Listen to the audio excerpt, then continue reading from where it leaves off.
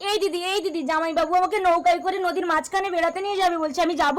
দেখো আমার বোনটা কিন্তু ভীষণ বোকা, ও যেন নদীতে পড়ে না যায়। আরে বউ তুমি এত চিন্তা করছো কেন? জামাই বাবু জোরে জোরে মারো, আমার ভীষণ ভালো লাগছে। জামাই বাবু নৌকা আটকে গেল, যাচ্ছে না কেন? ও শালি, আমরা মিলন নদীর মরণ পাকে পড়ে গেছি, এক্ষুনি নৌকা ডুবে যাবে।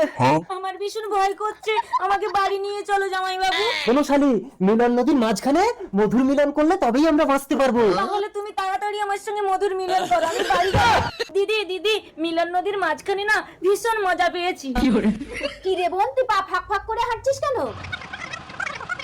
তাই চলো আমি তোমাকে প্রেম বাগানে বেড়াতে নিয়ে যাবো।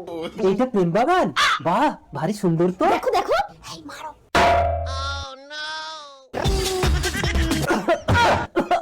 বউ বউ আমি বেঁচে গেছি। না গো স্বামী, প্রেম বাগানের একটা শয়তান ভূত তোমাকে শ্মশানে নিয়ে যাচ্ছিল, আমি তার সঙ্গে প্রেম করে তোমাকে বাঁচিয়েছি।